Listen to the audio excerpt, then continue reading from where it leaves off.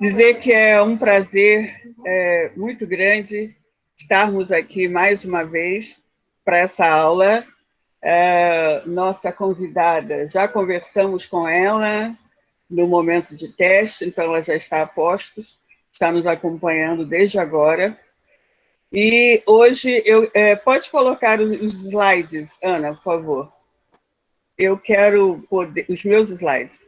Eu quero hoje provocar uma reflexão, ainda seguindo essa linha de uma provocação que nos faça pensar sobre a América Latina e que siga um determinado caminho teórico. Pode já passar para o segundo. Então, eu quero poder falar com vocês. Temos aí esse pequeno recorte do texto de Martinez Echazabal. Houve pessoas que nos perguntaram em que texto, em que livro está esse texto. Esse texto está neste livro aqui. Esse livro está disponível no grupo de textos que nós mandamos. Raça, Ciência e Sociedade. Ele está sem a capa lá. Está só o título do livro. Raça, Ciência e Sociedade. Tem lá, porque nós temos falado muito no texto da Martinez, mas há outros textos lá muito interessantes para poder ajudar a pensar Brasil e pensar América Latina. Esse recorte que eu estou brincando, dizendo que já é quase um mantra do nosso curso, dizer o que diz Martinez é a mesma coisa, em outras palavras, do que nos diz Maria Dolores Paris Pombo, que ela vai chamar atenção para o fato de que em determinados momentos há uma ambiguidade, uma ambivalência, há políticas assimilacionistas, há políticas diferencialistas.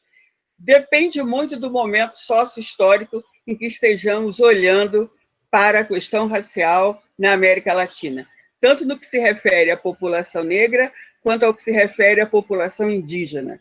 Estamos aqui trabalhando sobre a população negra, mas os estudos sobre indígena aqui não são minha área, mas são estudos também bastante instigantes, no sentido de tentar desmistificar uma série de verdades e senso comum acadêmicos que, na verdade, têm ajudado a contribuir com a ideia de exclusão e a ideia de desaparecimento da população afro, da população negra, da população afrodescendente, seja qual for a categoria que a gente opte por trabalhar.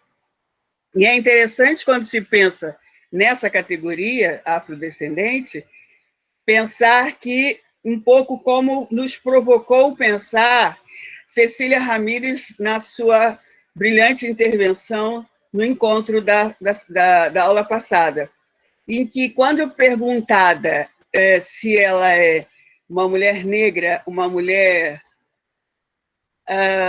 afro-peruana, uma mulher afrodescendente, ela vai dizendo que, na verdade, ela é as três coisas, mas que isso varia ou se também, se ela é uma mulher afro-peruana, ela vai explicando o que cada categoria significa para ela, uma mulher ativista e uma mulher com uma longa trajetória de ativismo, de denúncia contra o racismo, como nós vimos aqui.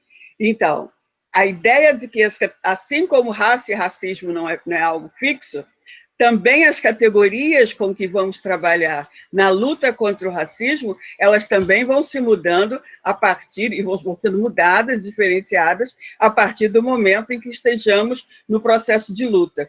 Da mesma forma, como chama atenção esse recorte em verde, acontece quando pensamos nas políticas dos Estados nacionais da América Latina.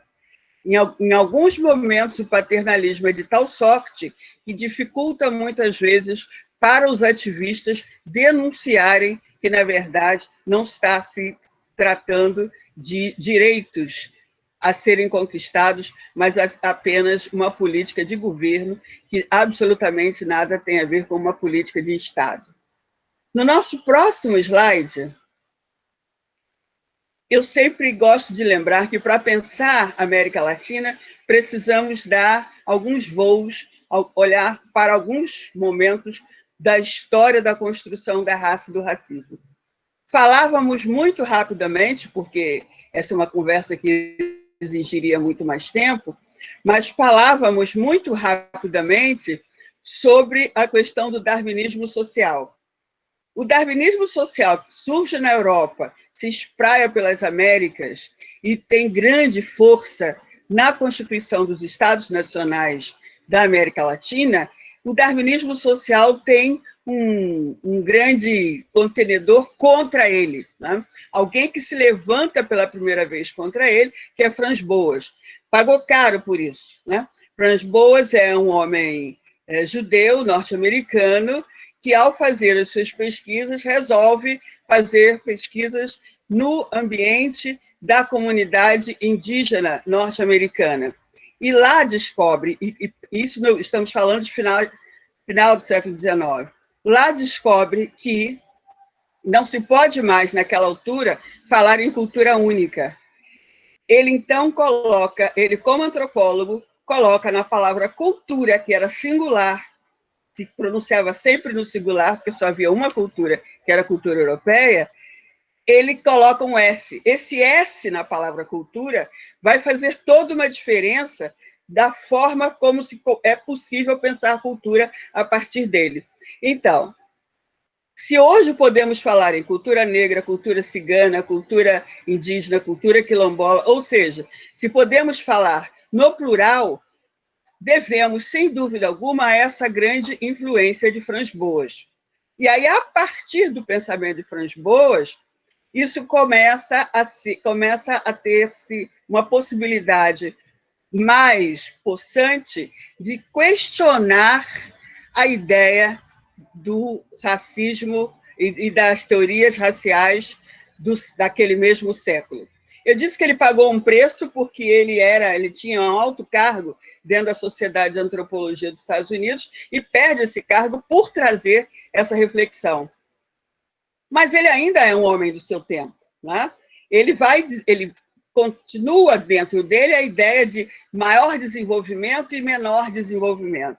Então, Franz Boas, ao falar em desenvolvimento no sentido que seria, em outro momento, entendido como superior e inferior, porque ele bebeu dessa fonte, né, alguns artigos, alguns textos de estudiosos de Franz Boas que vão mostrar alguns recortes dos seus artigos que, num determinado momento, ele fala de raça e, na publicação seguinte, ele coloca a palavra cultura.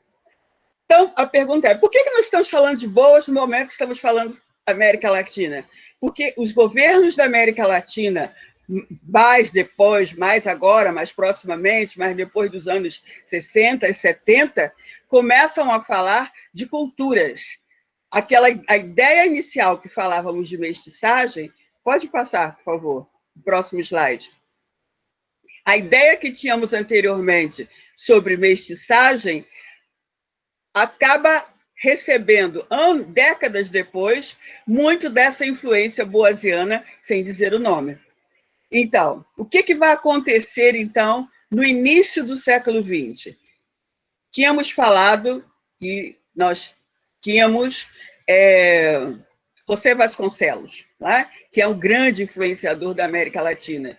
Mas há também a antropologia boasiana, como diz Martinez Exacabal, que vai se fazer muito presente aqui. Em termos de Brasil, não é o nosso caso aqui na Estudar Brasil, por isso eu tenho falado muito rapidamente, mas em termos de Brasil, fica muito patente essa influência, porque Gilberto Freire se arroga o fato de haver sido aluno de Franz Boas, antes de escrever Casagrande Senzala, e que foi fazer os seus estudos nos Estados Unidos, né? Então, a presença da influência da ideia de cultura na América Latina vai estar muito marcada. Quando deixamos de falar de raça, a presença de Boas vai estar todo o tempo ali, delimitando e caminhando esse olhar sobre cultura. Então, como mesmo aponta Martinez, já não se fala mais, a partir de um determinado momento, já não se fala mais em raça, se fala em cultura. Porque falar de raça já não era mais aceitável do ponto de vista da ciência e muito menos do ponto de vista, e por conseguinte, como os Estados nacionais todos são formados a partir dessa influência das teorias, esses estados, então, começam a mudar o seu discurso. Não estou dizendo com isso, é bom que deixe claro, não estou dizendo com isso que o racismo tenha acabado, em absoluto. O que eu estou dizendo é uma mudança de retórica dos estados nacionais. No nosso próximo slide, então, a gente vai observar o seguinte. Essas duas teorias estão ali campeando uma ao lado da outra. A gente vai ter, como eu dizia no encontro passado, a influência muito grande de Vasconcelos, com a sua ideia de raça perfeita, da quinta raça, a raça cósmica, e eu chamei a atenção, e falei muito rápido, por isso que eu quis voltar, para o fato de que o livro de José Vasconcelos é lançado novamente em 1948, no pós-guerra. O que acontece na Segunda Guerra? Eu falei também muito rápido e quis voltar. A Segunda Guerra, com o advento do nazismo, fez com que o mundo concluísse que toda a teoria de Boas, que era uma espécie de refrigério diante da ideia de raça superior e inferior, qual era o problema de pensar raça superior e inferior? É que a América Latina era toda ela, em sua grande maioria, coalhada da chamada raça inferior, ou seja, os indígenas e os negros estavam em presença maciça na América Latina. Isso condenava a América Latina a um eterno subdesenvolvimento. A saída de transformar em culturas é a grande solução. Então, passamos a ter culturas a partir de um determinado momento. O nazismo mostra que é o contrário. A raça ainda era importante para aquela sociedade mundial. Então, nesse momento, qual é o país que é o grande exemplo para o mundo do ponto de vista de paz racial, onde todas as raças, com todas as aspas, sabemos, estavam reunidas? Aprendemos no Brasil, sempre como alunos desse tema, que é Gilberto Freire quem primeiro fala disso. Mas quando a gente descobre, eu coloquei aqui, porque como vocês sabem, esses slides vão estar disponíveis, né? Os outros já estão. Quando a gente lê esse livro que eu cito aí do ladinho, African American Reflections on Brazil's Racial Paradise, até onde eu sei não está traduzido. É uma coletânea de textos, artigos, notícias de pessoas que desde 1900, pessoas norte-americanas negras, que vinham ao Brasil entender a questão racial no Brasil, já olhando o Brasil como um lugar diferenciado comparado aos Estados Unidos. Então, não é Freire quem inaugura, né? Ele simplesmente organiza num único texto, que, segundo ele mesmo, sempre gostava de dizer, não era sociologia e sim literatura, em que as pessoas, segundo ele, é que teriam assumido isso como um texto histórico. Então, observem que a Unesco, então, que pertence à ONU, é sempre bom lembrar disso, então significa que os Estados Nacionais Mundiais estão preocupados com a excessiva presença do racismo de volta na sociedade, com o advento do nazismo. Tá? Então, a Unesco começa a olhar para o Brasil e traz para o Brasil os chamados estudos unescos. Hoje, na linguagem que a gente usa nas ciências sociais, nas ciências humanas, a gente diria que o Brasil passou a ser um case, né? Um caso de estudos para poder, a partir daí, virar com um exemplo a ser seguido para todo o resto da humanidade. No nosso próximo slide, nós vamos, então, ter, de novo, Martinez, vocês vejam que eu sou bastante fã da Martinez, né? Em que ela vai dizer, então, que esse discurso para pensar a América Latina e para pensar os discursos de mestiçagem presentes na Constituição dos Estados Nacionais norte-americanos, temos que lembrar que isso surge já a partir dos anos 20. E aí ela vai dizer, é a partir desse momento, então, que não se fala mais em raças superiores. E, segundo ela, também não se fala mais em culturas inferiores. Né? Vai considerar-se, então, a ideia do maior amálgama, da maior síntese, da maior mistura natural das raças, ou seja, das culturas, desculpem. As culturas irão naturalmente se misturando. Então, você encontra hoje, em diversos países da América Latina, a Argentina é uma grande exceção, a gente vai falar dela em algum momento, em diversos países da América Latina, a ideia, nós temos uma cultura misturada. A ideia de cultura mestiça é tão forte em alguns lugares, e aí eu peço de novo licença para falar do Brasil. Recentemente eu vinha num desses voos e lendo revista de bordo, havia uma notícia sobre dois irmãos, né, dois gêmeos, vocês devem saber de quem eu estou falando, que são pessoas que criam móveis, né? São famosíssimos nisso. E aí, o que faz com que eles são brasileiros, brancos, o que faz com que eles sejam, segundo a reportagem, conhecidos internacionalmente, é o fato de que a sua mobília, os seus móveis, têm em si uma cultura mestiça. Então, observem, a ideia de mestiçagem associada e assimilada pelo mercado como uma forma de valoração daquilo que possa ser entendido como algo importante de ser adquirido. E aí nós temos o nosso próximo slide, em que a gente, então, pensa o seguinte, o que acontece a partir desse momento com a entrada do pensamento de Boas e que até hoje estamos sobre esse grande parte desse guarda-chuva. É o que a gente chama de culturalização da raça ou racialização da cultura. Então, num determinado momento, não se fala mais em raça. Sentimos isso hoje na academia. Né? Muitos de nós, quando vamos escrever um texto e aplicamos para uma revista acadêmica, ou mesmo estamos sob a condução de um orientador ou orientadora, e usamos a palavra raça, há um frisson, há uma crítica enorme sobre os nossos trabalhos, no sentido de que nós estamos trazendo de volta o racismo, de que nós é que estamos provocando a reentrada do racismo na sociedade. Acabamos de ter agora, né, uma grande autoridade da educação pronunciando que detesta ouvir falar em cultura indígena, em cultura cigana, porque para essa grande autoridade da educação somos todos brasileiros e então a cultura é brasileira.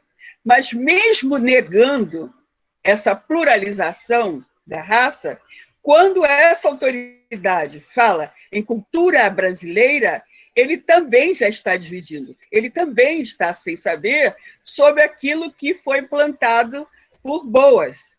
Antes de Boas, não seria possível falar em cultura brasileira, se falaria apenas em cultura.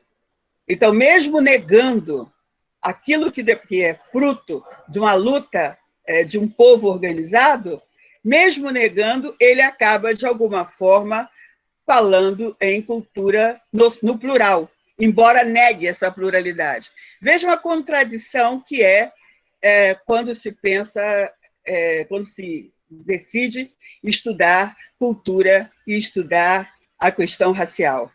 Um outro problema que se encontra na América Latina de um modo geral, quando a gente vai estudar raça, é o não espaço, ou quando a gente vai estudar cultura negra, especificamente, é o não espaço legado a quem não tem esse lugar consagrado.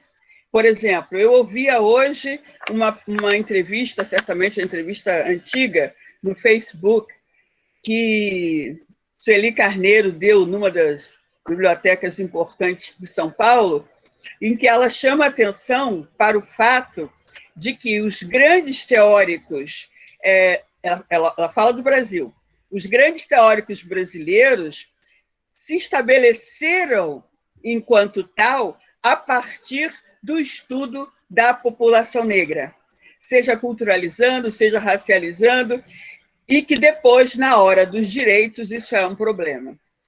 Encontrei isso nos 3 países para os quais eu fui. Na Argentina, no Uruguai, no Peru, tive dificuldades de encontrar textos acadêmicos, textos teóricos sobre a população negra, sobre a população afro, produzidos por teóricos negros daqueles países. Não é que eles não produzam, é que a visibilização é muito pequena.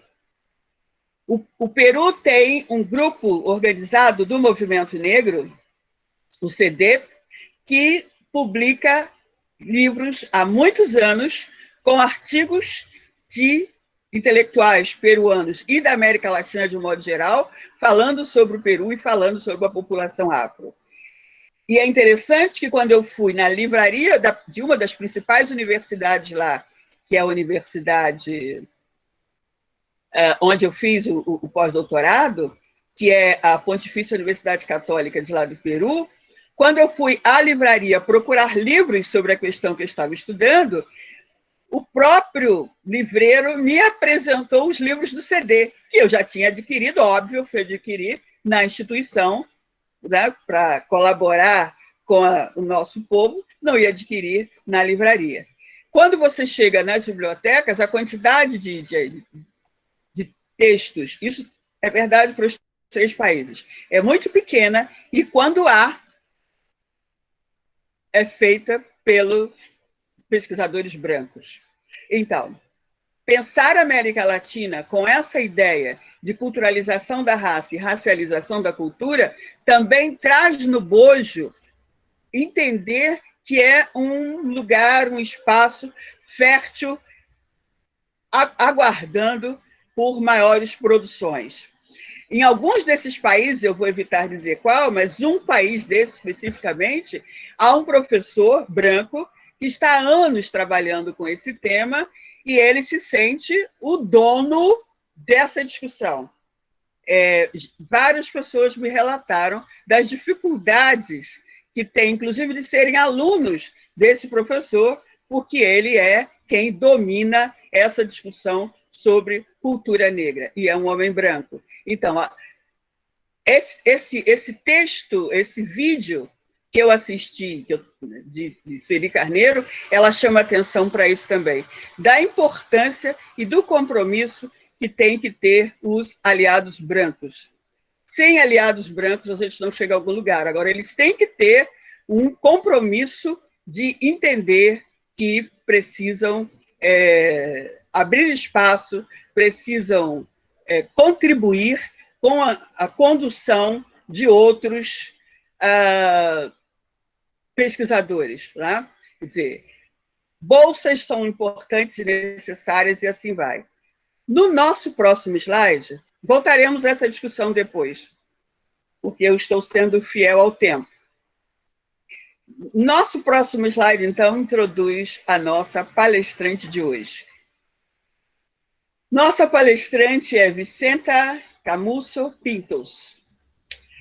Ela é especialista em desenvolvimento local e gênero, é diplomada em formação profissional e técnica e assessora de projetos referente à Lei 19.122, que depois ela vai lhe dizer o que é, ações afirmativas para afrodescendentes do Instituto Nacional de Emprego e Formação Profissional. Atualmente, ela é vice-presidente do Instituto Afrodescendente para Estudo da Investigação e Desenvolvimento. Ela tem uma longa lista de ações ativistas, nós fizemos um recorte. Ela é ativista feminista dos direitos humanos e dos processos sociais desde 1987. Em 92, ela foi fundadora da Rede de Mulheres Afro-Latino-Americanas e Afro-Caribenhas da Diáspora. 2009, Coletiva Mulheres do Uruguai. De 2007 a 2013, ela integrou a coordenação da Comissão Nacional do Segmento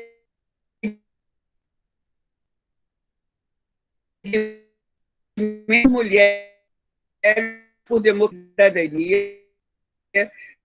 Enquanto o nosso próximo slide vai chegando, eu quero só dizer que a minha honra de conversar com Vicenta é que nós nos conhecemos desde início dos anos 90, em São Bernardo, que foi o me parece que décimo encontro feminista, quinto encontro feminista da América Latina e do Caribe, São Bernardo, na África do Sul.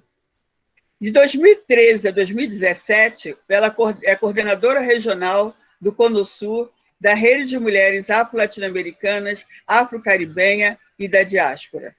De 2015 a 2018, ela é secretária-geral do Conselho Diretivo REPEN, que é a Rede de Educação Popular entre Mulheres da América Latina e do Caribe. E ela tem uma larga lista de ter sido convidada para ser painelista em diversos momentos importantes da reflexão sobre as questões de gênero, de mulher e de população negra. Então, em 2012, em Montevidéu, ela foi painelista na reunião especializada sobre os avanços e desafios dos e das afrodescendentes nos censos da América, pelo Instituto Afrodescendente para o Estudo da Investigação e Desenvolvimento.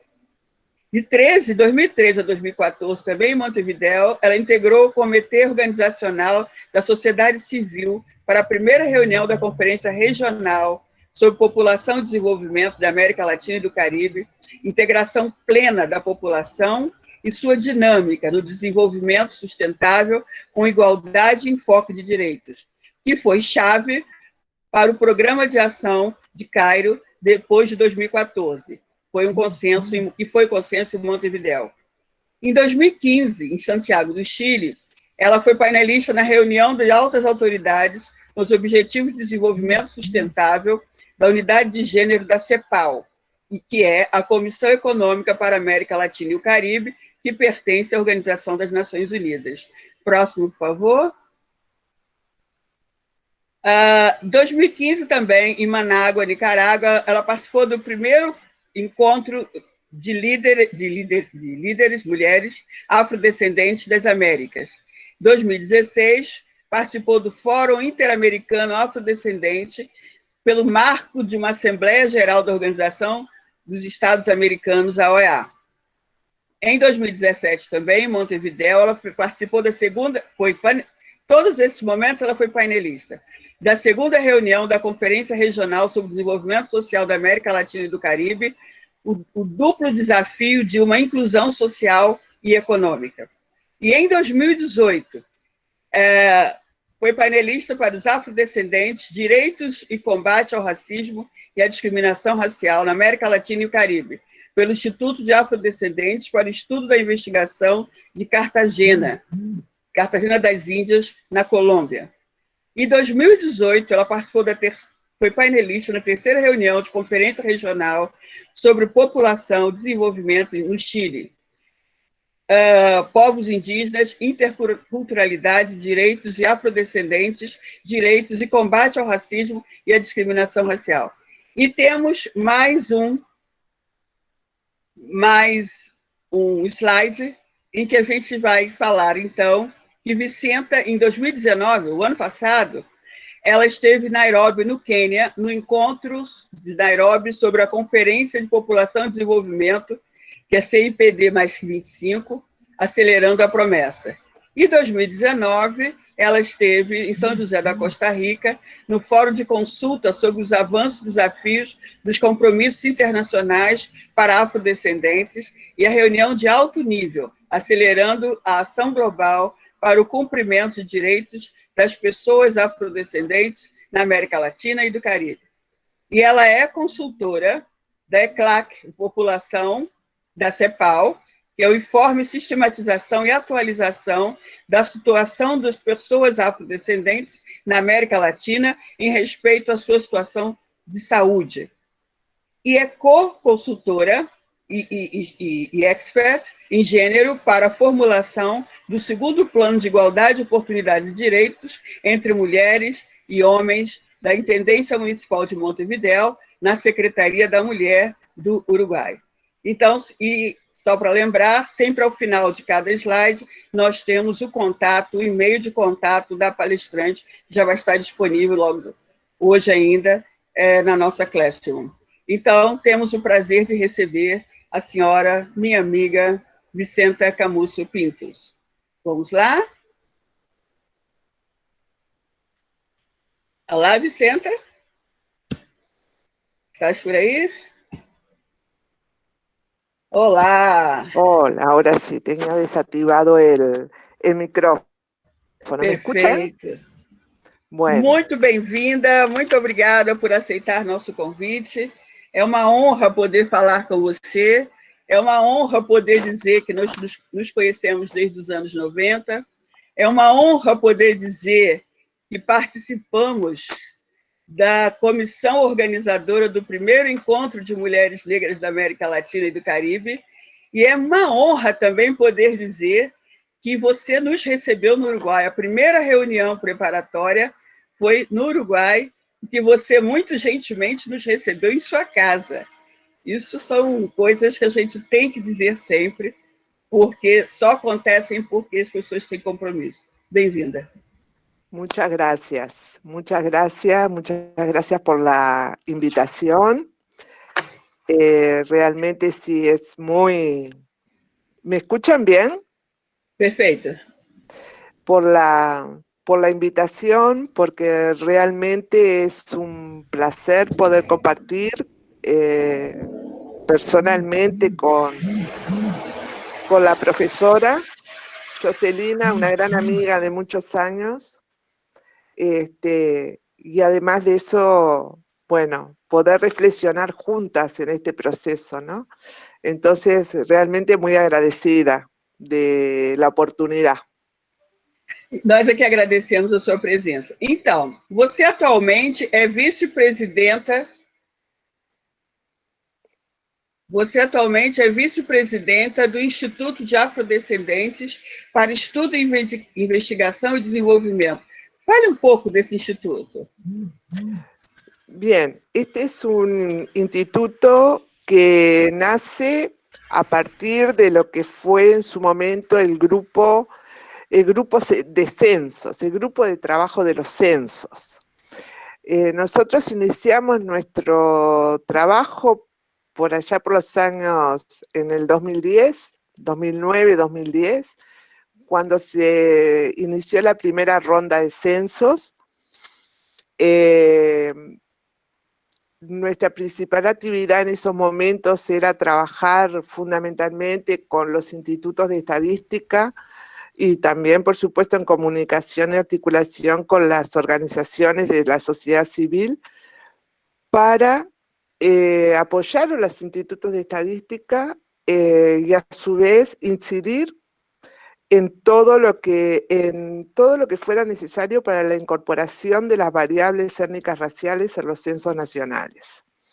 Ahí trabajamos muy de cerca con compañeros de Brasil muy queridas, como María Inés Barbosa, que en ese momento estaba en UNIFEM, recuerdo, ya Brasil ya había tenido su primer censo y había incorporado la variable en 2008.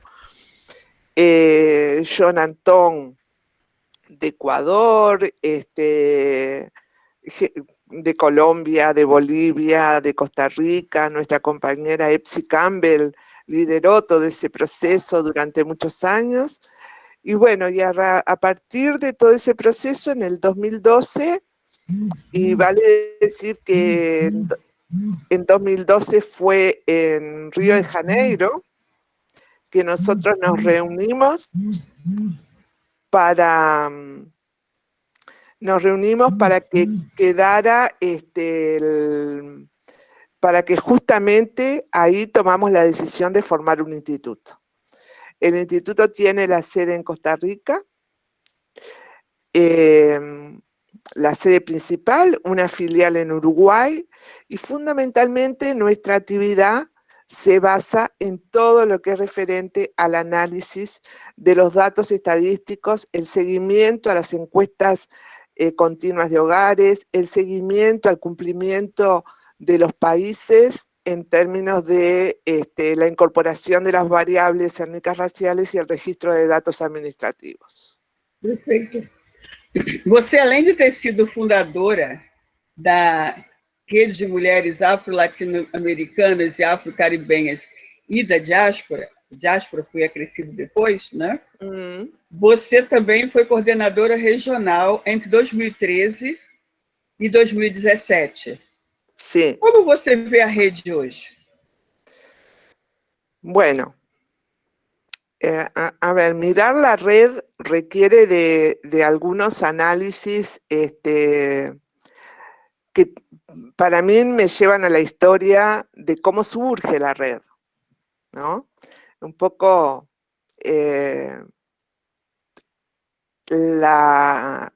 yo coloqué en algunos slides que envié, pero yo creo que hay que ver los procesos históricos, ¿no?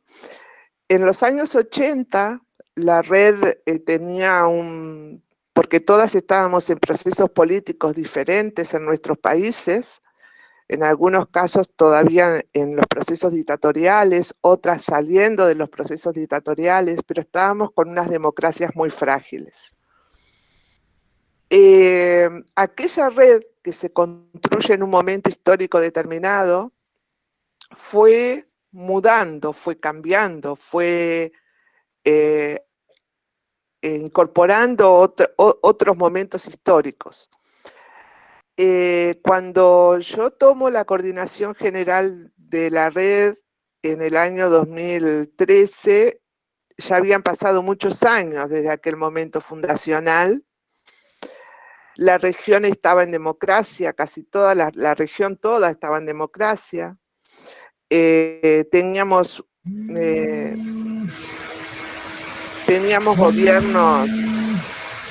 gobiernos progresistas en toda la región, ya teníamos datos censales, ya habíamos pasado una serie de momentos muy importantes, tanto desde el punto de vista del movimiento social y político y también de los movimientos de mujeres y el movimiento feminista.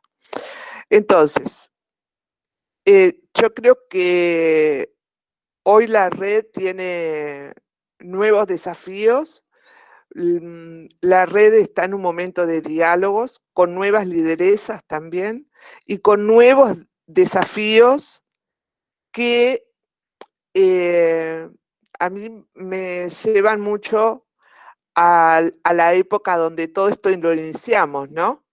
En los años 80, ¿no? Digo, y cómo hoy hay que repensar la red con la fortaleza que tiene y con las nuevas integraciones que tiene la red, esa red de articulación, de una articulación política muy fuerte que no solo requiere de fortalecer más aún las alianzas con el movimiento de mujeres y los movimientos feministas, sino también de hacer unas lecturas políticas muy fuertes, ¿no?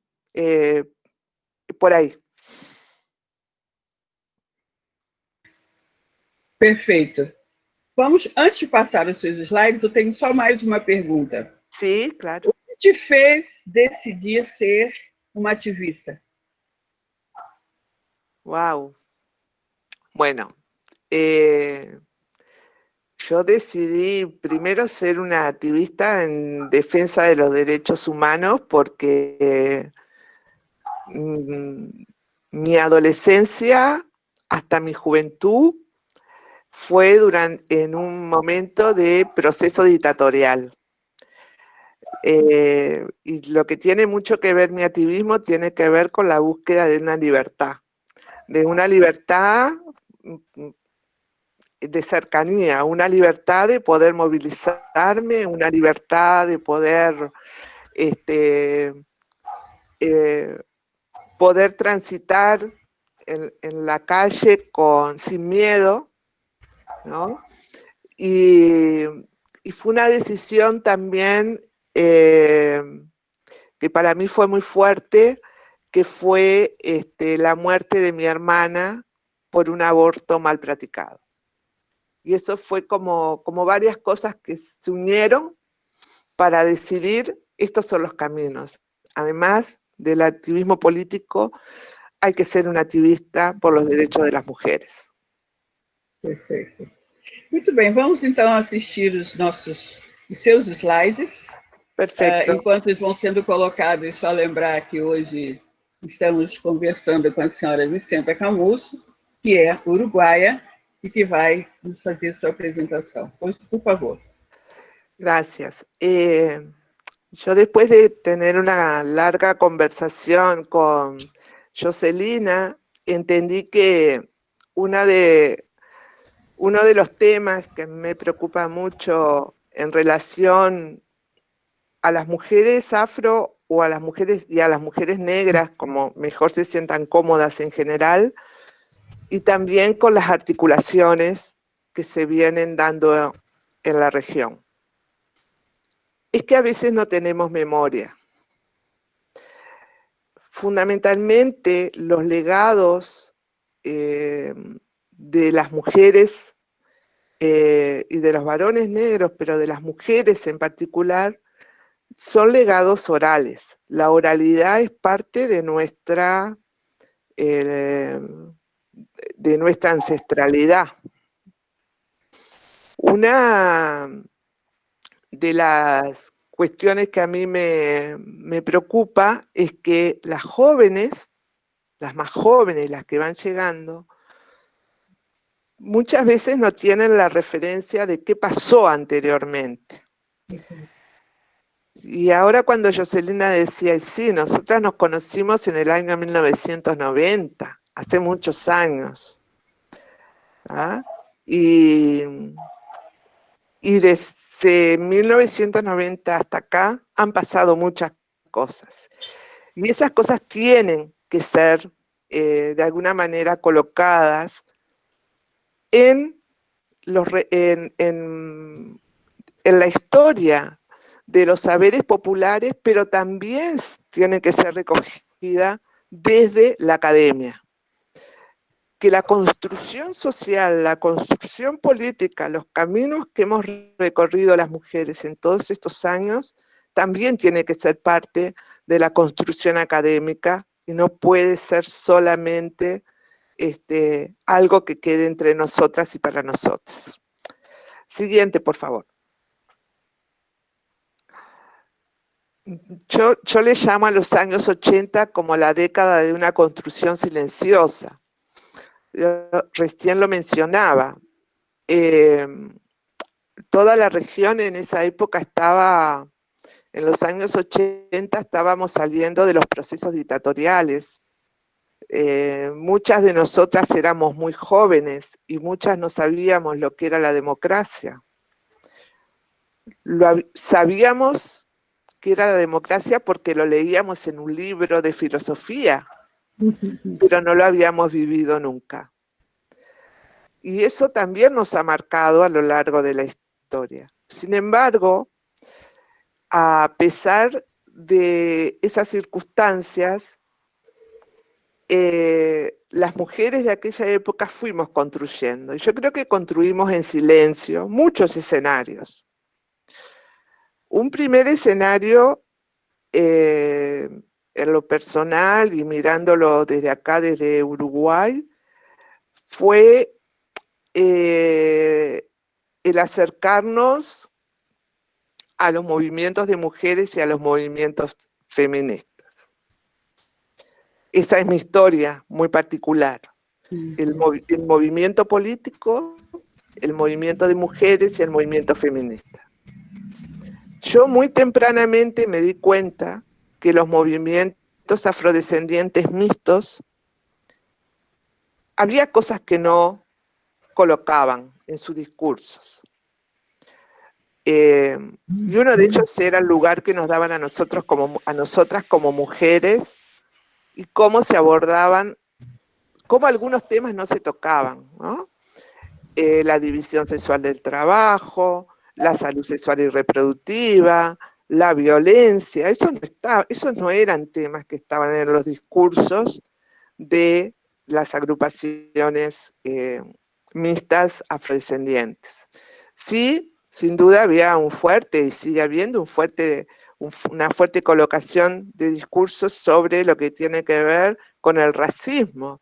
Pero bueno, desde una construcción, desde un análisis feminista, esto solo no alcanza.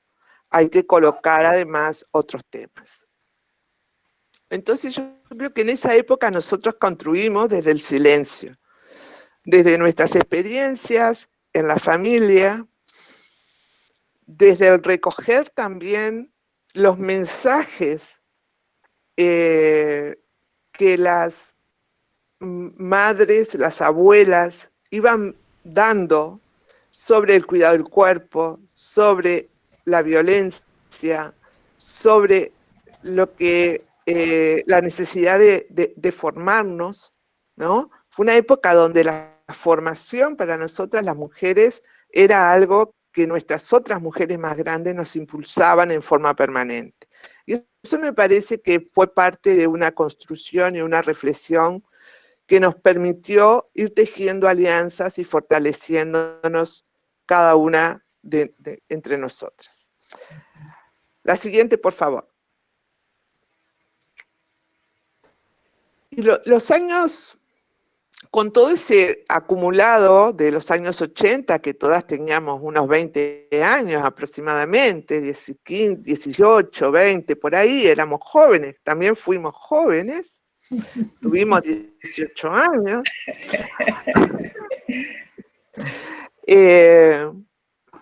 Llegaron los años 90. Y los años 90 vienen con nuevas historias. En los años ya a partir del año 1983 es los primeros encuentros feministas, después comienzan a ser cada vez más grandes. Y bueno, y las mujeres negras nos íbamos acercando, éramos muy pocas. Yo recuerdo que éramos muy pocas. Pero nos íbamos acercando. Y ahí hubo algo muy importante que fue el quinto encuentro feminista en San Bernardo, Argentina, que fue un antes y un después para todas las mujeres negras del continente, que fue esa decisión aquel 25 de noviembre de 1990, que hicimos una declaración en la cual decíamos basta, queríamos tener nuestros propios espacios de trabajo y de diálogo, necesitábamos recomponer nuestras historias. Y hay algo muy importante aquí, que levantamos la voz contra una acción que fueron contra la celebración de los 500 años de la conquista y el inicio del tráfico esclavista hacia la América Latina y el Caribe. Yo no sé si todas las jóvenes acá lo saben, pero bueno, en 1992 se celebraron en América Latina y el Caribe los 500 años de la conquista. Y fue celebrada en República Dominicana, que fue el primer lugar donde llegó la colonización y uno de los primeros lugares, el primer lugar donde entraron los primeros contingentes de personas esclavizadas. Y para las mujeres eso fue nuestro acto de resistencia. Y eso tuvo un contexto político. La red nace en un fuerte contexto político. Nosotros iniciamos un proceso, un camino contestatario, donde queríamos escucharnos entre todas, donde queríamos poner en debate algunos temas que no teníamos otro lugar donde ponerlos. Y bueno, y eso todo sucedió con compañeras de Brasil, compañeras de Haití, compañeras de República Dominicana, de Uruguay, de Venezuela, que fuimos las primeras que dijimos, bueno, sí, vamos arriba, hacemos esto. Y fue algo muy desafiante, realmente. Yo considero que para mí fue como activista, uno de los mayores desafíos que he tenido en mi historia militante, realmente. Próxima, por favor. Creo que de todas nosotras. Sí, ¿no? Sí. Sí.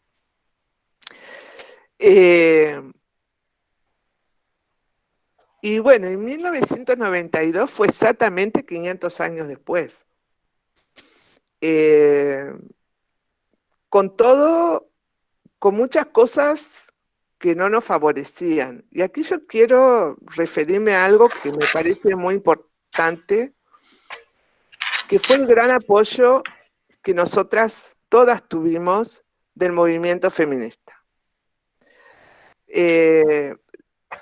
La red no nace en el movimiento feminista, la red nace con mujeres negras feministas y la red nace de la mano del apoyo, del acompañamiento financiero, de sostenibilidad emocional, porque también aquí fue, creo, la primera vez que nos encontramos con una postura muy fuerte de lo que significaba el machismo de los hombres negros. Sí.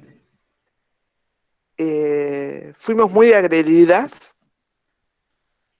fuimos muy violentadas y no fuimos comprendidas. Y bueno, y ahí estaban las compañeras del movimiento de mujeres, las compañeras del movimiento feminista, sosteniéndonos a nosotras que, bueno, muchas veces con lágrimas terminábamos nuestras reuniones y nuestras jornadas de trabajo. Você acredita que esse quadro esteve presente em vários países ou mais no Uruguai? Esse quadro de mais apoio das mulheres feministas do que dos homens do movimento negro? No, yo creo que fue en Uruguay, creo que en Brasil también lo vivió, República Dominicana lo vivió. Yo creo que no fuimos solo en Uruguay fue muy fuerte, en Uruguay fue muy duro, pero en Haití, nuestra queridísima compañera Anne-Marie, que murió en el terremoto del 2010, también en la puesta de trabajo que ella hacía fue muy duro para todas. Yo creo que fue algo que no se comprendía por qué las mujeres salíamos ahora con que nosotras queríamos estar juntas. ¿Por qué nos íbamos con una agenda distinta? Era como una revolución que nadie quería escucharnos, y era nuestra propia revolución, nuestra necesidad de avançar. Entonces, É claro que bueno, nós não estamos discutindo o Brasil, mas só como tem muita gente jovem ouvindo, 92, nós já estávamos há 4 anos depois do Encontro Nacional. Que foi, lá sim foi duro. Organizar o Encontro Nacional foi duro. Então, talvez, não sei, teríamos que discutir mais, mas talvez no Brasil, esse momento de 92 tenha sido menos forte, porque já havia um contingenciamento forte de luta com esses dois grupos no processo de organização do Encontro Nacional. Porque nós tivemos a audácia de organizar um encontro só com mulheres, sem homens e sem mulheres brancas, só mulheres negras. Né? E uma outra coisa que aconteceu nesse período também, antes desse momento, é que há uma campanha, que é a campanha contra a esterilização em massa de mulheres negras, que os homens do movimento negro também se somaram muito às mulheres. Eu não estou dizendo, é claro que também o Brasil é muito grande, varia muito de estado para estado, mas é interessante observar isso também.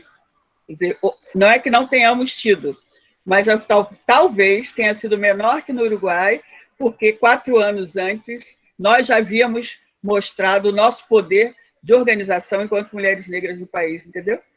Talvez, Sí, talvez. sí, no, estoy totalmente de acuerdo con lo que tú expones. Sí, es cierto, Brasil ya había tenido su primer encuentro nacional, Uruguay tuvo su primer encuentro nacional en el año 90, pero éramos muy pocas mujeres. Entonces, sí, las diferencias estaban y yo creo que tienen que ver mucho con los contextos nacionales y que tiene que ver mucho con la situación. Yo recuerdo la campaña de esterilización contra la esterilización que se vivía en Brasil y que realmente sí fue un momento muy importante para todas las mujeres negras. Y también es importante destacar que las mujeres negras en Brasil ya habían eh, acordando un discurso muy potente y muy fuerte en defensa de sus derechos. Y eso me parece que es crucial y que no pasaba en el resto de los países, ¿no? Con tanta fuerza. Coincido totalmente. Próxima, por favor. Próximo, sim. Ok, yo, otra de las cosas que quería comentar rápidamente es sobre qué otras cosas pasaron a raíz y como consecuencia de que la red comenzó a fortalecerse, a trabajar y a colocar algunos otros temas vinculados más a las agendas del movimiento de mujeres y del movimiento feminista. Una cuestión que yo muchas veces intento explicar es que si bien la conferencia de Durban, y sin lugar a duda, es una conferencia que marcó un antes y un después para la población afrodescendiente o la población negra, también me parece que es importante saber que esa conferencia no solo aborda a la población afrodescendiente, sino que aborda a toda. La conferencia de Durban debe ser una de las conferencias más amplias en términos de derechos humanos, porque no solo habla de las personas afrodescendientes, habla de las mujeres, habla de las diversidades religiosas, habla de las otras etnias y otras diversidades culturales, Sexuais. sexuales, y claro, y muchas veces nosotras nos quedamos con una parte, y yo creo que aquí es donde la red hizo un trabajo realmente muy intenso, muy importante, y donde sin duda hay que reconocer el gran trabajo que aportó las mujeres de Brasil, liderando unos procesos como fueron todas las agendas de Naciones Unidas, con el conjunto de otras organizaciones de mujeres y feministas de América Latina y el Caribe. Hace un ratito nombraba Jocelina Sueli Carneiro, y claro, a través de Yelerés, otras organizaciones de mujeres, la Red de Mujeres Negras, o sea, cómo estas mujeres fueron siendo nuestro punto de apoyo, fundamentalmente en el Cono Sur, porque el Caribe tiene otra historia que también es muy rica, pero cómo fue nuestro punto de apoyo en el Cono Sur, por ejemplo, para lo que fue la llegada, yo no me quería ir muy atrás, pero bueno, tenemos que pensar que Beijing, la conferencia de Beijing, que también fue un punto que fue de los años 90, fue muy fuerte, ¿no? Que no podemos Conferência de pensar Beijing, Conferência das Mulheres da ONU. la conferencia de las mujeres de la ONU, exactamente, que no podemos pensar en los derechos de nosotras, las mujeres negras, y mirar hacia Beijing, necesariamente nosotros tenemos que mirar lo que fue la plataforma de acción de Beijing, lo que es la plataforma de acción de Beijing hoy todavía, a 25 años. Y luego... Estamos abertos para as perguntas via chat, viu? Ok, yo ya estoy terminando. Não, à vontade, é só para avisar as pessoas. Ah. Y yo quise traer aquí algunas cuestiones como son los acuerdos y las convenciones internacionales donde las mujeres hemos participado muy fuertemente. El liderazgo de las mujeres afrodescendientes en estas convenciones y mecanismos internacionales ha sido clave. Y fue un liderazgo de las mujeres. Y eso es algo que las mujeres, entre las mujeres, tenemos que comenzar a trabajar más, a dialogar más, a leer más sobre estos temas. Y yo traigo la Conferencia de Población y Desarrollo porque la Conferencia de Población y Desarrollo es clave en términos demográficos, pero es clave en términos de los derechos sexuales y reproductivos y la salud sexual y reproductiva de todas las mujeres. Y es tan clave que en el consenso, en el año 2013, en el consenso de Montevideo, se logra que haya un capítulo entero sobre población afrodescendiente, donde específicamente se habla de las mujeres afrodescendientes, de la educación sexual, del acceso a bienes económicos, de la salud sexual y reproductiva, del derecho al aborto de las mujeres afrodescendientes, de las mujeres urbanas, de las mujeres rurales. Yo creo que hay un antes y un después de este consenso, porque en este momento el consenso de Montevideo, que además tiene temporalmente una cercanía muy profunda con lo que es la actual Agenda de Desarrollo Sostenible, son dos pilares donde realmente el poder analizarlos de forma conjunta nos permite trabajar hacia la incidencia política, hacia los estados, pero también para el fortalecimiento de las propias organizaciones. Y cómo a veces tenemos que estar como súper atentas a estas cosas que a veces son como muy grandes, podríamos llamarle, pero bueno, que sí me parece que desde la academia es importante darle seguimiento a lo que son los diferentes compromisos que se han ido firmando fundamentalmente lo que es el último año.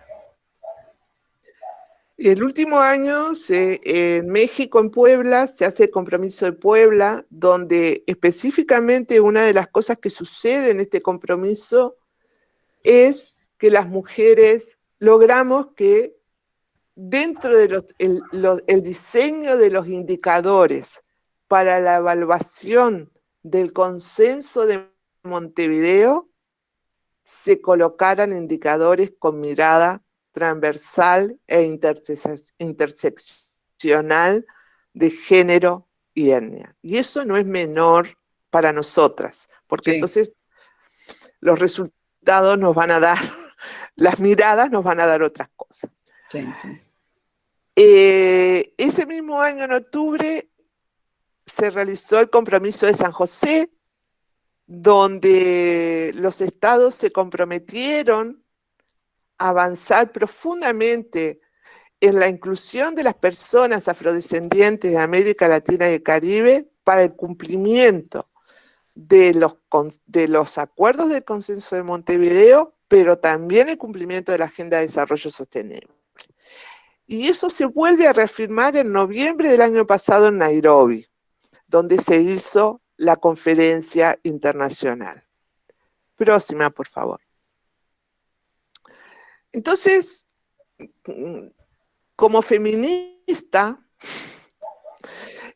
como una reflexión como feminista, yo con toda esta información dije, bueno, traigo la historia y me voy a colocar más en el presente. Y dije, bueno, en el año 2010, la compañera Ana Irma Rivera Lassen, que es una mujer afrodescendiente puertorriqueña, una destacada abogada, fundadora también de nuestra red, integrante de la CLADEN, ahora es candidata a senadora en Puerto Rico. Ella, en el año 2010, en Brasilia, durante la conferencia de la mujer, la 10ª, elaboró un documento que se llama, y que yo ya se los mandé, La mirada trabada en las intersecciones de organización por raza y género. Y a mí siempre me gustó esto que plantea Ana Irma, que es desde dónde miramos las discriminaciones las mujeres. Cuando las mujeres afrodescendientes o las mujeres negras miramos la discriminación desde un lugar, desde fuera del conjunto de las discriminaciones que nos suman como mujeres, bien lo dice ella, no estamos mirando esa telaraña, una tela araña, una araña con telas que Teia de araña. Exactamente, ¿no? Y ella lo dice como, para mí, muy gráficamente, la necesidad de que veamos que esa telaraña es muy compleja y que tiene muchas intersecciones y que nosotras tenemos, evidentemente, una de ellas es la exclusión, pero que nosotros somos mujeres dentro de esa exclusión, dentro de las exclusiones generales. Y es ahí donde el análisis feminista se empieza a complejizar y nosotras también como mujeres negras lo tenemos que complejizar mucho más todavía, ¿no? Porque ¿cómo hacemos, como dice Ana Irma, para vivir en esa telaraña? ¿Cómo hacemos para que podamos convivir dentro de esa telaraña? Próxima, por favor. En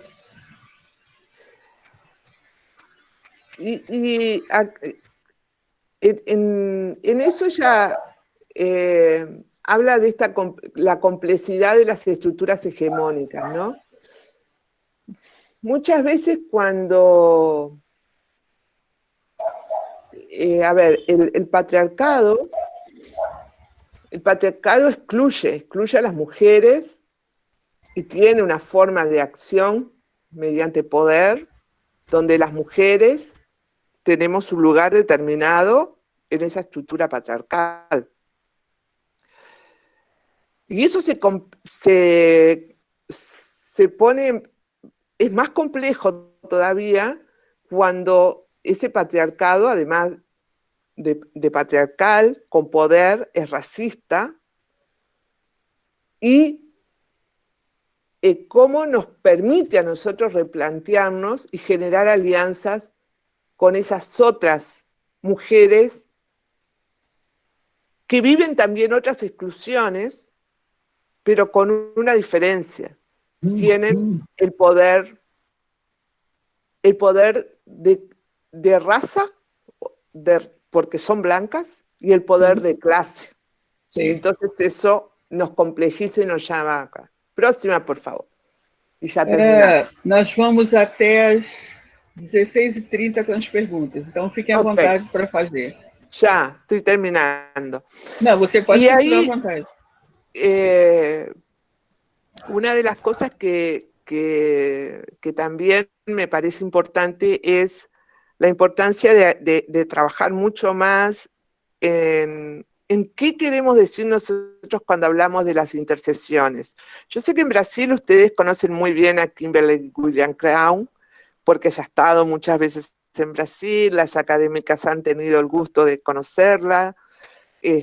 Muchas veces quizás para los uruguayos o los argentinos es más difícil porque no dominamos totalmente el idioma inglés o porque tenemos algunas otras dificultades, pero bueno, a mí me parece muy importante que haya de alguna manera un análisis de futuro, quizás un desafío para las jóvenes, un desafío para las académicas, de cómo nosotros podemos pensar estas intersecciones de las que habla Crouch, pero desde una mirada desde nosotras, desde una datación a las realidades del Cono Sur.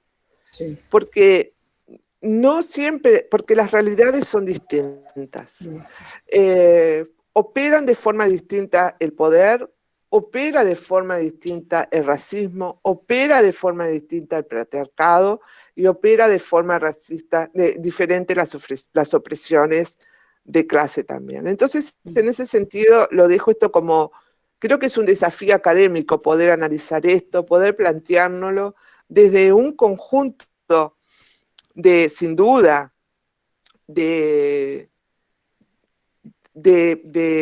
reflexiones súper importantes que hace Kimberly, pero bueno, ¿cómo nosotros eso lo traducimos a este Cono Sur tan diverso, tan complejo, tan desigual, y donde a veces es tan difícil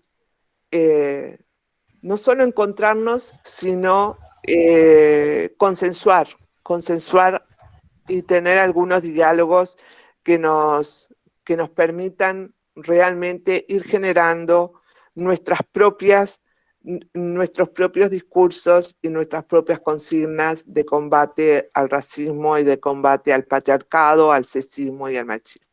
Por aí los dejo. Gracias. Muitas graças, muitas graças. Bom, temos uns minutinhos ainda enquanto as pessoas estão fazendo perguntas. Eu, então, eu encerrei antes para poder dar tempo que você lesse seus e trouxesse essa rica reflexão, mas eu gostaria de saber, você é uma mulher negra, uma afrodescendente, uma afro-uruguaia, que eres tú? Yo me considero, o sea, a ver, estoy hablando desde el corazón, desde mi sentir, soy negra, soy una mujer negra. Cuando tengo que hablar políticamente tengo que ser correcta, soy una mujer afrodescendiente.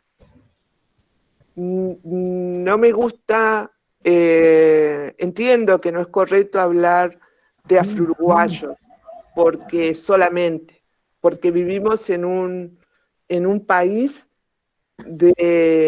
primero de vecinos, tenemos una migración permanente entre Argentina y Brasil, histórica, y realmente hablar solamente de afro-uruguayos no me parece que esté bien.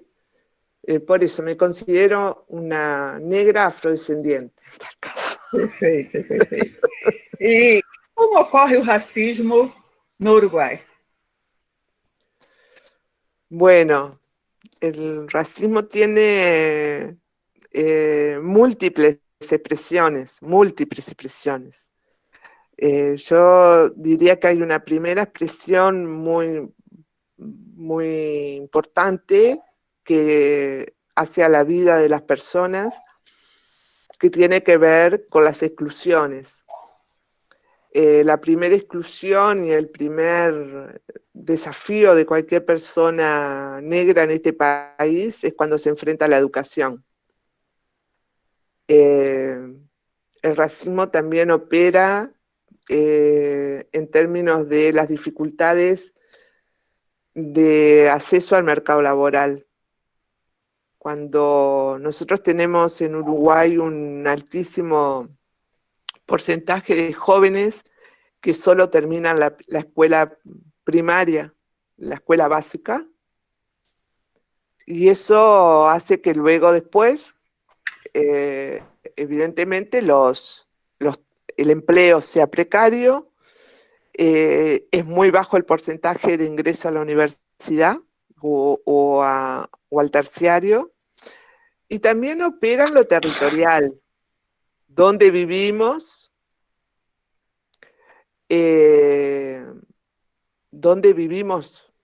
territorialmente. La mayoría de los negros, de los afrodescendientes, viven en las zonas más pobres del país, donde hay menores acceso a recursos, con limitaciones de acceso a salud de calidad, educación de calidad, empleo de calidad, pero el racismo también opera de formas silenciosas. Y esas formas silenciosas tienen varias expresiones. Una de ellas, que para mí es muy importante, es la negación permanente de una capacidad de pensamiento que las personas no afro intuyen de alguna manera que tenemos menos capacidad de comprensión, menos capacidades de análisis, menos capacidad de ocupar algunos puestos, menos capacidad de plantear cosas. Entonces, eso afecta directamente la autoestima de las personas. No importa lo fortalecidas que podamos estar, siempre hay un momento al final del día que yo me pregunto, qué difícil es este camino, porque ese racismo opera permanentemente, desde el silencio, desde la negación del otro en silencio, sin agresiones, pero siempre hay un pero algo sucede. Y bueno, y por el otro lado, creo que también está esta cuestión de que quizás sea un poco menos grave de lo que sucede en Brasil, pero nosotros tenemos también un alto porcentaje de personas afrodescendientes, mujeres y hombres, en situación de privación de libertad. No existe la violencia tan desgarradora, pero bueno, existe una percepción de que como es negro, algo hizo. Sim. E isso sí es así. Há mês ou dia da cultura afro no Uruguai? Sí, a ver, esto es muy, muy interesante porque en realidad no había ni un mes ni un día. Lo que durante muchos años se celebró en Uruguay fue el 25 de julio, el Día de las Mujeres de América Latina y el Caribe, el Día de las Mujeres Negras.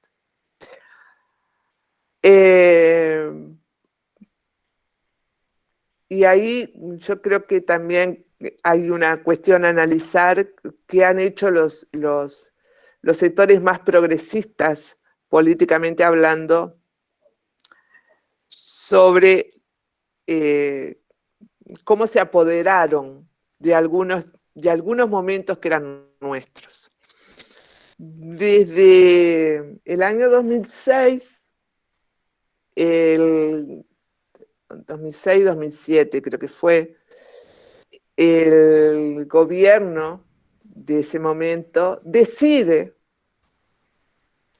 que el mes de julio sea el mes de los afrodescendientes. Eso, de alguna manera, ese mes era un mes dedicado desde las mujeres afrodescendientes, pero desde la sociedad civil. El gobierno decide que va a ser el mes de los afrodescendientes. Entonces, dejó de ser, de alguna manera, dejó de perder fuerza, una fuerza real como movimiento de mujeres. Ese 25 de julio, los días previos y los días posteriores a ese 25 de julio, para empezar a ser fundamentalmente actos de gobierno. Sí. Y eso, bueno, yo creo que yo siempre tengo una reflexión de algo que hace muchos años, no me acuerdo cuántos años hace, que Solí Carneiro dice una frase que para mí es clave: en la izquierda y en la derecha yo sigo siendo negra. Y para mí eso es una reflexión entre a la esquerda cual e direita eu sou negra. soy negra. Y yo creo que eso es algo que no tenemos que perder, porque eso es lo que nos permite hacer análisis.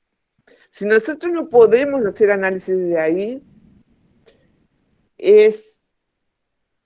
nos podemos perder en esto que nos pasó en Uruguay, ¿no? Bueno, cómo nosotros perdimos un potencial impresionante y algo que era un 25 de julio, que era un día de reflexión y de debate político, se transforma en fiestas, canciones, bailes, premios, pero deja de ser un espacio político.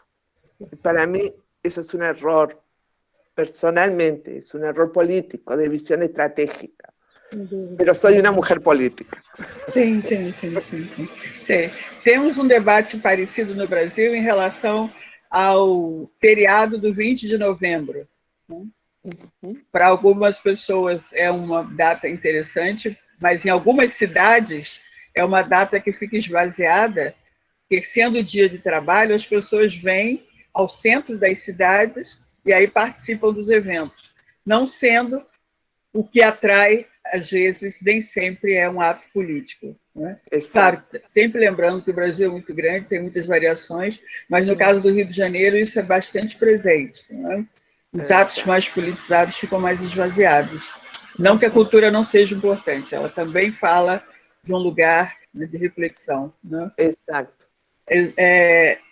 Ainda com 2 minutinhos que faltam para a gente começar para a gente terminar o momento de perguntas, o candombe, lembro para o povo brasileiro que eu não estou falando de candomblé, é candombe sem L, né?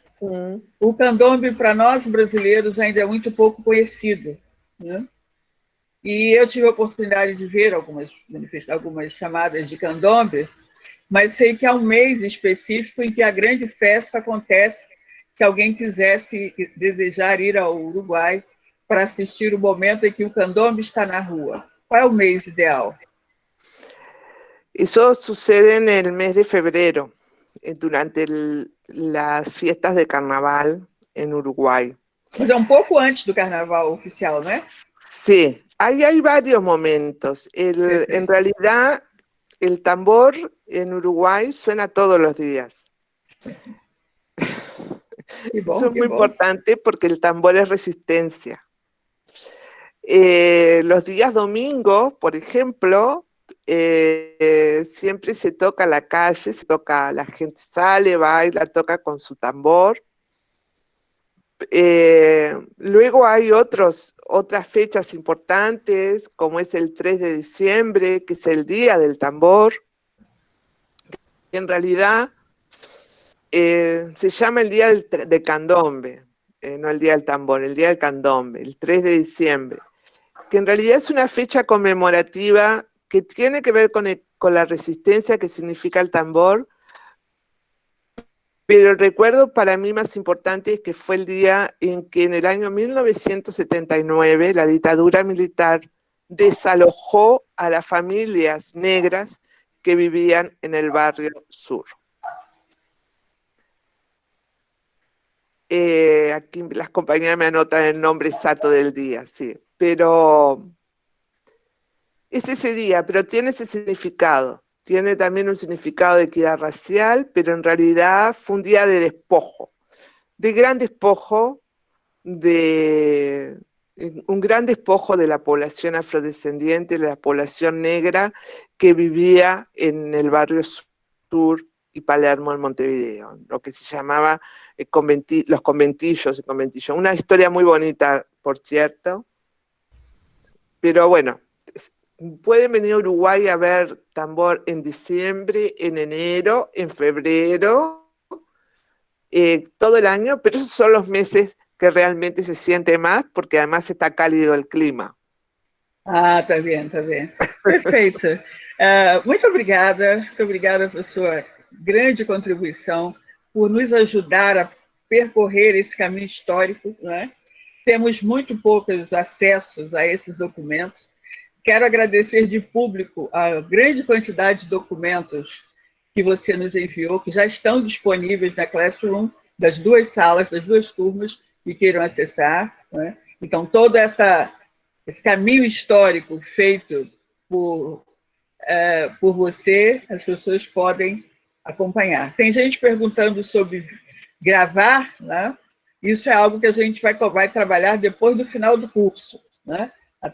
Mas vamos, com certeza, trabalhar nesse sentido, atendendo a algumas perguntas que eu vi aqui. E aí, temos pergunta por aí? Priscila, Juliana?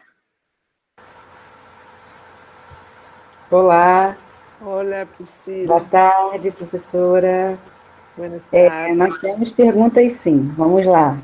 É a pergunta da Leidiane, e ela gostaria de saber o motivo pelo qual a senhora difere entre ser negra de coração e ser afrodescendente politicamente. Bueno, no es una diferencia, es algo que se complementa. En mi familia, cuando yo era muy pequeña, desde muy pequeña, mis padres, mi mamá y mi papá, siempre me decían que era una negrita muy linda y que tenía que estar muy orgullosa de ser negra. Y yo siempre viví con esas palabras y era un orgullo para mí ser negra, de mi familia negra, de mis abuelos negros, de mi mamá y mi papá negra. Y siempre fui muy orgullosa de mi familia. El ser afrodescendiente fue una realidad que vino cuando yo ya era una mujer adulta. Porque en realidad la construcción ciudadana que yo tengo es de ser una ciudadana uruguaya negra. Nunca me imaginé siendo una ciudadana de otro país. Yo era una ciudadana negra. África lo veía en los libros de la escuela, en los libros de la secundaria, pero no era algo que estuviera presente. Hay un dicho muy común, pero en general en Durban las personas negras entramos negras y salimos afrodescendientes, ¿no? Eso lo dicen muchos de los líderes y de las lideresas que en esa época estaban. Entonces, es en ese sentido, no es algo que sea diferente, sino que es algo que es complementario, porque yo nací siendo esto. Esa otra fue otra construcción que vino ya siendo una mujer adulta. No es una diferencia, es algo complementario. Porque también uno tiene, yo creo que cualquier acción que uno hace como activista política tiene que tener mucho de corazón. Si nosotros no le ponemos corazón, solo con lo que tenemos en la cabeza no alcanza. Espero haber contestado. Perfeito. Próxima. Olá, boa tarde. Olá, buenas tardes, Consegue Juliana. A pergunta é da Vivian Costa. Ela diz: como quantificar a cultura? E, diante disso, posso continuar me referindo ao termo raça nos meus relatórios de pesquisa? A pergunta é para mim, então? Sí, yo creo que sí. Sim. Porque... Olha, poder pode. Poder pode. Eu acho que pode e deve. Só tem que estar preparada para a tensão que isso vai provocar, né? Você tem que entender. Eu sempre acho que há momentos na nossa formação, eu digo isso para as pessoas com quem eu trabalho em parceria de orientação, há momentos na nossa formação que às vezes é melhor não brigar. Às vezes é melhor terminar a formação, depois que você tiver chegado ao lugar onde você deseja, aí você já tem condições de brigar. Imagine se você está fazendo a sua graduação e você vai brigar com o seu orientador ou orientadora. Você corre o risco de não terminar a graduação. E entre ter uma graduação em que você faz alguma coisa que não lhe agrade muito e não ter a graduação, é melhor ter. Isso vale para o mestrado, vale para o doutorado. Até no pós-doutorado eu tive que engolir algumas coisinhas. Então, infelizmente, agora, isso não significa recuar. Significa apenas saber o momento certo e de ter as ferramentas suficientes para lutar. O que você acha, Vicenta? Sí, sí, coincido totalmente con lo que tú planteas. Eh, Aquí no hay una, a ver, cuando usamos determinados términos, los usamos también en determinadas situaciones y análisis. Por ejemplo, cuando se están haciendo análisis demográficos o análisis de corte cuantitativo, muchas veces las dificultades no están en las palabras, sino qué uso le damos a esas palabras y cómo las razonamos esas palabras. Cómo estamos comprendiendo los conceptos. Si nosotros tenemos claro el concepto, que ya no se usa casi, de raza, pero que lo tenemos claro, porque sí se usa para, por ejemplo, las mediciones estadísticas. A veces es muy complejo si no ponemos el término raza en una medición, medirlo sobre etnia, porque la etnia es otra cosa. Entonces, entonces dentro de lo cualitativo, cuando estamos hablando de temas cualitativos y cuantitativos, tenemos que tener claro qué significa para nosotros ese concepto, qué significa para la academia y usarlo adecuadamente de acuerdo a los análisis que han hecho los académicos afrodescendientes y aquellos que no son afrodescendientes pero que se han sumado a nuestras reflexiones, ¿no? No como apoderándose de ellas, sino sumándose para que la reflexión realmente tenga un efecto abarcativo e inclusivo. Perfeito, perfeito, é isso. Próxima?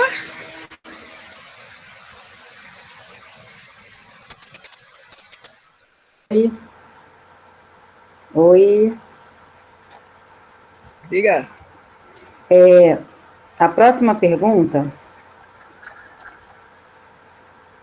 é da Daniele Borges. E ela pergunta para a professora Joselina e para a professora Vicenta, nesses anos de ativismo, enfrentamentos e discussões, quais são as semelhanças e desafios que as senhoras, como mulheres negras, percebem no Brasil e no Uruguai, tanto em relação ao Estado quanto dentro do movimento negro? Ok, essa pergunta exige uma palestra sobre ela, talvez um seminário, né? Porque realmente ela aprofunda. Sim. Eu prefiro deixar que Vicenta responda. Ela é a nossa convidada hoje. Bueno. Sobre o Uruguai, né? Sí. Bueno, en todos estos años yo creo que, a ver, como en todas las organizaciones y en todos los grupos humanos hay tensiones. Y esas tensiones son políticas, son sociales, son culturales, son filosóficas. Entre las mujeres negras o mujeres afro, yo creo que las trayectorias de cada una también generan muchas tensiones. ¿De dónde venimos cada una? ¿Cuáles han sido los recorridos que nosotros teníamos? Y yo voy a poner un ejemplo para que ustedes puedan comprender.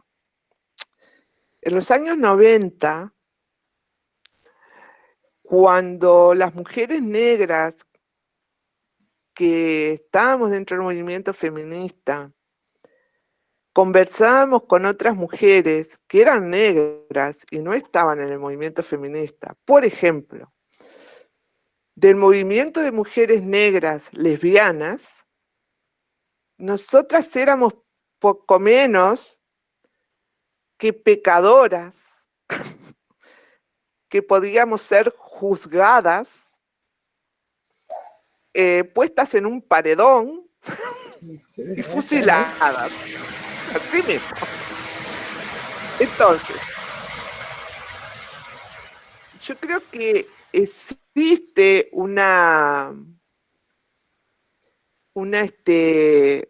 todavía una tensión muy grande entre el ser mujer y ser mujer feminista, y entre el ser mujer y ser mujer negra feminista. Porque hay Ser una mulher negra feminista lésbica.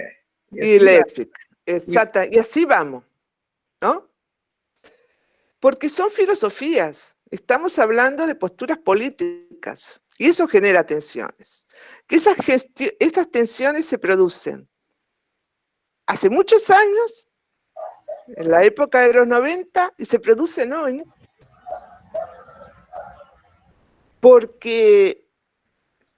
y se producen entre las mujeres, y se produce con las mujeres y el Estado también. ¿Ah? Porque también es muy difícil consensuar a veces agendas propias entre nosotros por estas diferencias, y luego mucho más difícil consensuar agendas de incidencia en términos de derechos. Entonces, yo creo que sí, que hay tensiones, que hay similitudes que todavía permanecen, porque no se ha acabado realmente la gran discusión dentro de las organizaciones de mujeres, que es y fundamentalmente dentro de las organizaciones de mujeres negras. Nosotras como mujeres negras todavía no hemos saldado algunas discusiones. Y una de esas discusiones es que habrá y tienen derecho, y hay que aceptarlo, mujeres negras que son feministas. Otras no van a ser feministas, pero son mujeres negras. Y otras van a aceptar a las mujeres en su diversidad sexual, y otras no las van a aceptar. Y yo creo que el ser negro no es, o el ser afro no puede ser algo homogéneo, estático, que no, sino que también tenemos diversidad de pensamiento. Esa es la tensión que para mí me parece que tiene la mayor similitud y que sobre la cual todavía tenemos mucho que hablar. Muchas gracias. Próxima. Muito bom. Sou eu novamente. A pergunta é da Florência Gomes. Ela diz: você acha que as questões de diversidade de gênero e sexualidade precisam ser reforçadas em grupo de mulheres e em grupos feministas? Por exemplo, a saúde sexual e saúde reprodutiva não apenas para as mulheres, mas também para mulheres grávidas, baseado no fato de que existem pessoas não binárias, lésbicas e etc. Que reflexões você faz sobre este tópico? Você acompanhou a pergunta, Vicenta? Não, porque se me corta um pouquinho. A ver se exato. Tem como repetir mais devagar, por favor? Desculpa. Você acha que as questões de diversidade de gênero e sexualidade precisam ser reforçadas em grupos de mulheres e em grupos feministas? Essa é uma parte da pergunta. Tá. Sim. Sim, sim, sim. Essa é? Sim, a continuação da pergunta. Vou continuar. Ok. Por exemplo, a saúde sexual, a reprodutiva, não apenas para mulheres, mas também para mulheres grávidas, baseado no fato que existem pessoas não binárias, lésbicas e etc. Que reflexões a senhora traz sobre isso? Ok. Bueno, sin duda que la salud sexual y reproductiva y la educación en salud sexual y reproductiva tiene que primero ser a lo largo de toda la vida, y segundo tiene que acompañar las diferentes opciones sexuales y de vida que han decidido las mujeres. Yo creo que se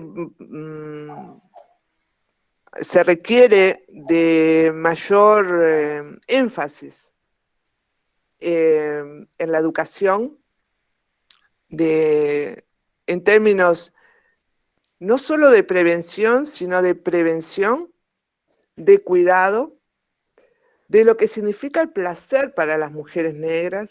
Eso es una de las cosas, las mujeres binarias, para mí eso es una de las cosas que creo que hace muchos años venimos hablando, que muchas veces solamente la salud sexual y reproductiva se deja en eso, en salud reproductiva, y la salud justamente para ser plena y para ser satisfactoria para todos y para todas, y más que nada hacerse una salud sexual y reproductiva que holísticamente nos atraviesa a lo largo de la vida, necesitamos hablar mucho más del placer. Y las mujeres afro, que además están en algunas situaciones especiales, como me decías recién, las mujeres que están en gravidez, las mujeres de la diversidad sexual, todos, cuesta mucho pensar en eso porque el placer es otro de los grandes fundamentos que el patriarcado ha impuesto a lo largo de la historia a todas las mujeres, y muy fundamentalmente a las mujeres negras. Entonces yo creo que eso es fundamental, incorporar en las organizaciones de mujeres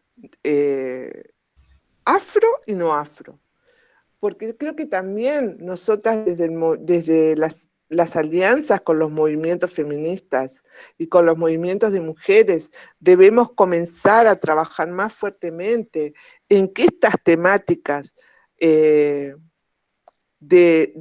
salud, de derecho al placer, de derecho a los derechos sexuales y reproductivos, tienen que estar absolutamente en todas las formaciones, capacitaciones, talleres, y que tenemos que ser, y acá sí creo que el movimiento feminista fundamentalmente hasta los años 90 era como mucho más audaz, con más audacia. Yo no sé si Jocelina se acuerda, pero nosotras teníamos nuestros talleres de sexualidad. Oficinas de sexualidade. Eu estou esperando você terminar de falar para falar exatamente disso. Exatamente. Nuestras oficinas de sexualidad, donde realmente abríamos nuestro cuerpo a todas las otras compañeras que estaban ahí. Íbamos perdiendo los miedos. Y eso hoy, y aquí vuelvo a lo que recién decía, ¿no? El activismo necesita razón, cabeza y corazón, porque si no lo hacemos con esto no es posible. Razón, cabeza, corazón y vagina. Exactamente, porque es eso, ¿no? Yo creo que fue algo muy revolucionario, ¿no? O sea, en nuestras oficinas de sexualidad, en nuestros tallercitos de sexualidad, cuando nosotros nos abríamos a nosotras conocernos a nosotras mismas nuestras vaginas, mirar y conocer las vaginas de las otras mujeres y reflexionar luego sobre eso, fue algo muy transgresor, muy revolucionario, que de alguna manera ahora se hace todo a través de una presentación. Entonces ponemos una presentación. Y lo que se ha perdido una diapositiva. Ajá. Y lo que se ha perdido es el contacto con uno, con el cuerpo, ¿no? El contacto con... Entonces, por ahí, yo creo que por ahí. Temos aqui no Rio, você conhece, uma ativista da nossa época, Neuza das Dores Pereira. É, claro. Neuza diz que o movimento de mulheres hoje está muito cabeça, né? Então é da cabeça para cima. O movimento de mulheres negras, ela falando, né? Sim. O corpo tem andado esquecido. E desse corpo, a vagina mais ainda. Mas vamos lá, próxima pergunta. ¿Te das cuenta que estamos viejas nosotros? É muito bom. Vamos lá, Priscila. A próxima pergunta é da Olindina Nascimento. E ela pergunta para a professora Vicenta se o racismo... Ela pergunta para a professora Vicenta se o racismo no seu país...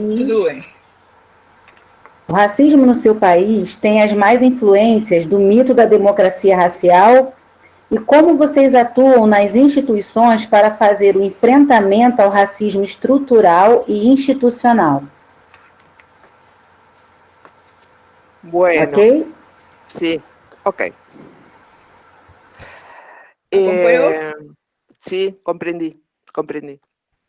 No, sin duda, a ver, el racismo sin duda tiene que ver con la democracia, porque la democracia, o sea, el racismo afecta a la democracia. El racismo afecta a la democracia. No podemos hablar de democracia si hay racismo. No podemos hablar de democracia si hay exclusión. No podemos hablar de democracia si en un país las personas no tienen los mismos derechos. Y no podemos hablar de democracia cuando, en el caso de Uruguay, la Constitución de la República dice exactamente que la única diferencia entre las personas, entre los ciudadanos de este país, será por sus capacidades. La propia Constitución celebrada en el año 1830, desde esa Constitución ha seguido en adelante ese artículo, marca eso. Entonces, sin duda afecta a la democracia, porque la democracia tiene que ver con la participación en todos los niveles del país, la participación desde los servicios, desde el acceso básico a los derechos humanos fundamentales, pero también a la participación política. En un país donde no hay prácticamente representantes políticos, es muy difícil encontrarlos. Incluso en este nuevo periodo de gobierno hay en el legislativo, pero realmente son minorías, aunque se llegó a un senador, una senadora que es mujer por primera vez. Bueno, eso habla que la democracia no está tan bien. Sí. Y que la democracia entonces tiene muchas cosas que solucionar, y fundamentalmente que tiene que ver también con cómo cada vez más mujeres y hombres, pero fundamentalmente las mujeres, puedan empoderarse y formarse. La formación, desde mi punto de vista, es la clave para poder tener no solo el acceso al poder político, sino el acceso a otros poderes, como tiene que ver con el poder de la academia, el poder en la literatura, el poder... Necesitamos personas con mayor formación.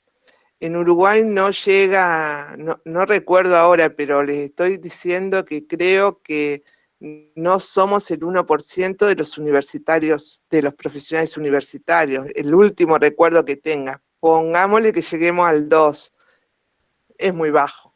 Sí, sí. No se puede. Después, bueno, la pregunta sobre el racismo estructural y las instituciones. Bueno, yo creo que Uruguay ha tenido algunos aprendizajes muy importantes. Para mí, en lo personal, hay un aprendizaje que me ha dejado estos años. Nosotros en Uruguay somos un país que tenemos muchas leyes, mucha cantidad de leyes. Leyes de igualdad. Leyes, muchas. Pero la política pública no son leyes solamente. La política pública es actividad. La política pública son acciones. La política pública necesita presupuesto. La política pública necesita no solo voluntades, necesita también técnicos, necesita también alianzas, acuerdos, articulaciones. Y yo creo que es por ese camino que se puede andar. Desde el instituto donde yo trabajo, que es un instituto de formación para el empleo, es por ahí que lo vamos haciendo. Yo tengo esa responsabilidad. No es fácil. Y no solamente desde un organismo se rompen con barreras estructurales. Se requieren de políticas muy fuertes, de decisiones muy fuertes, que hoy no se encuentran en general en ningún país. Yo creo que tanto, en este momento podemos hablar que tanto Brasil y Uruguay están transitando por momentos muy complejos, desde el punto de vista político y económico, y bueno, yo creo que hay que hacer un análisis y un debate muy fuerte sobre democracia y racismo, porque hasta que ese debate nosotros no lo coloquemos arriba de la mesa, las estructuras no se van a mover un poquito, ¿no? Por aí la dejo. Perfeito. Nós, na verdade, só temos mais 2 minutos, nós costumamos abrir para que as pessoas possam abrir as câmeras e se mostrar e agradecer e bater palmas para que você veja o quanto foi importante a sua fala. Então, podem ir abrindo as câmeras, quem desejar. Eu já deixo aqui os nossos sinceros agradecimentos. Muito importante esse caminho que você fez. Muito obrigada também por compartilhar todos esses materiais e nos vemos. Parabéns. Por favor, abre a câmera. Precisamos ver todos. Eu posso fazer eu tenho ganhado agora, né? Tentando seu astral, sua geografia, temos realmente muito tempo, muito obrigado. Obrigada, mas em vários